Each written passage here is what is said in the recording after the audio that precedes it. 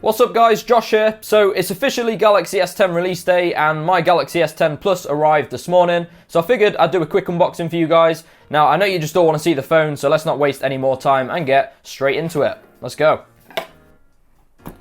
So pretty exciting, here we go. There it is, there's the phone. I can't wait to see what this looks like when it's actually on. Wow, there we go. Okay, so let's tip this out. Put this to one side for 1 second. So in the box we get the fast charger in white, OTG connector thing that you normally get with these, which is kind of cool. Oh, here's the AKG earbuds. So if you didn't already know, with the Galaxy S10 and all of them, I think you can claim free Galaxy wireless buds. So yeah, I think you go onto the Samsung members app. Okay, so I'll put those to one side. What's in here? Okay, we get a micro USB cable in here, I believe. There we go. And an adapter. So there's actually a USB-C to micro USB adapter in here, which is kind of cool. I don't think I got one with the Galaxy S9 Plus last year, so yeah, that's kind of cool. Alright, yeah, short USB-C cable, sorry. So yeah, you can use that with the charger. I think the instructions, in fact, are at the bottom here. There we go, there's a little pull tab. Here we go, have a quick look at these. SIM ejector tool on the back. A lot of people always lose these, so yeah, just make sure you try and put them somewhere safe. I'll get that out later. Okay. So in here we've got obviously quick start guide as you normally get, and that's about it. So that's what you get in there. So yeah, don't lose your SIM ejector tool. Let's put this all to one side and then we'll have a look at the phone. So here it is. Here's the moment you all love. It's where you take off all the plastic, isn't it? It's got to be the best thing in the world. It's like, it's so satisfying. Are you ready? Here we go.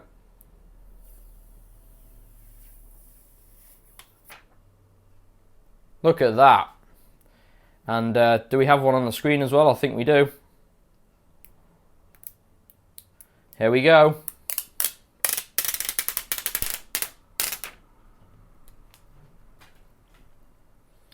And there it is, guys. Alright guys, just one thing to talk about. The back of this, on camera, it's really hard to make the kind of effect show. Obviously it's the Prism White model. I know a lot of people have gotten this one. It seems quite popular. But yeah, in person it's actually really noticeable. If I sort of turn it this way, I think you can see some like pink hues in there maybe, and a bit of green. In person, it kind of looks mostly light blue, with yeah, hint of kind of coral light pink, tad bit of green as well. But yeah, again, camera, hard to see it. In person, looks awesome. I've heard mixed opinions about people liking this, because a few people I've showed it to were like, oh, I love that, that's so cool. And then other people weren't so keen on it. So I think it's probably going to be one of those kind of love it or hate it things. But yeah, I really like it. I think it's cool. Alright guys, so I thought I'd just give you a quick comparison next to the S9 Plus, which was obviously last year's flagship. Yeah, they've made some big changes and I actually really like them. The back especially, I mean, it's hugely different. We've got the landscape mounted cameras, which a little bit like on the Note, which I really like. And I just think it looks more clean and uniform as well, because we've got the flash mounted within that camera module, whereas before it was here. And obviously, because no fingerprint scanner, yeah, just looking nice and clean.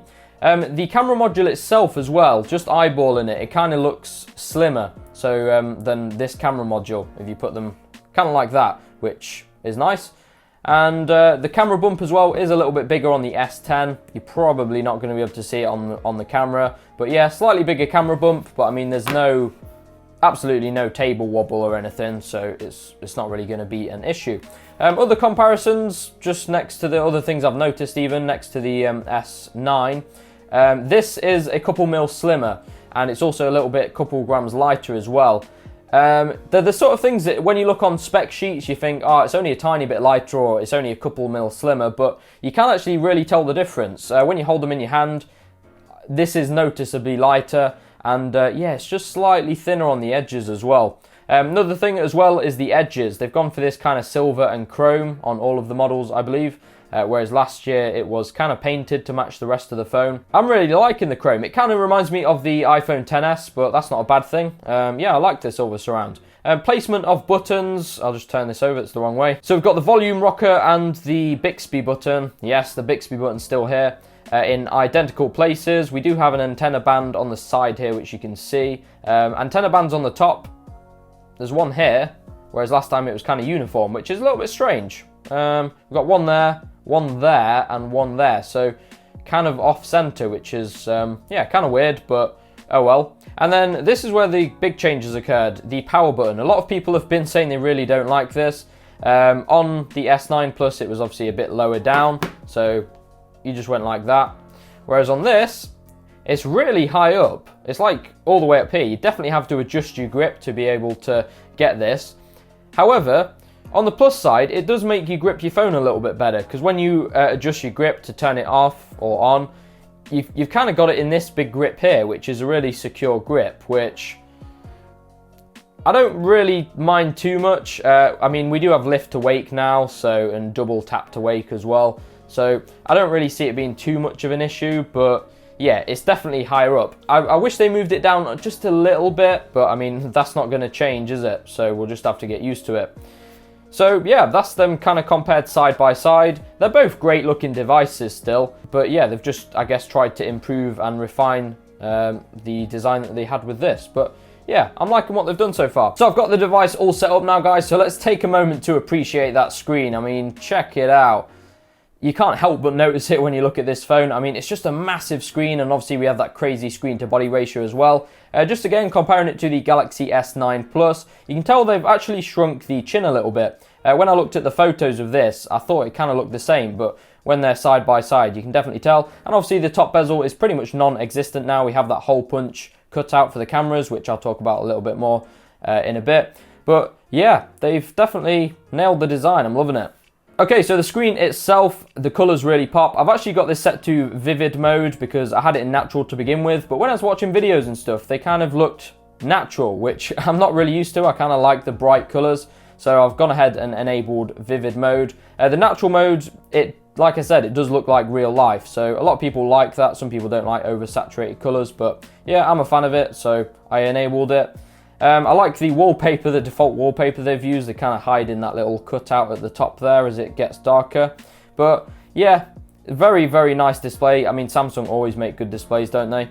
Talk about the fingerprint scanner real quick. So, I mean, check this out, guys. Bam, we're in. Honestly, this is the craziest fingerprint scanner speed I've seen on a phone, I think. It's literally just like one tap and you're in. Even with the screen off, it's pretty quick as well. It's just like that.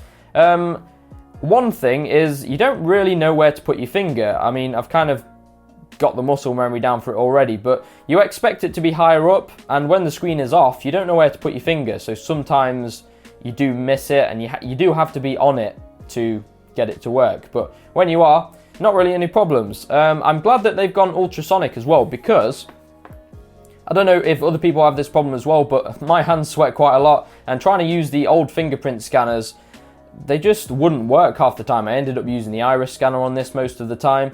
Whereas ultrasonic fingerprint scanners, they work through grime, moisture, everything like that. So I think this should be more reliable for me. But yeah, pretty impressed with that fingerprint scanner. It is just, yeah, really impressive when you get your finger in the right place. Okay, and we'll just briefly finish off talking about speed. I mean, phones are getting to the point now, guys, where they don't really need to get any faster, in my opinion. I mean, everything is just lightning fast. So yeah, nothing to really complain about there. I don't think there's really a difference from the Galaxy S9 Plus. I think they just feel both as fast as each other. We do have more RAM on this, so multitasking or going back to apps you've opened should be a little bit better. But yeah, we'll see. There's a few things that I need to use it a little bit more to be able to give an opinion about, like the hole punch cutout.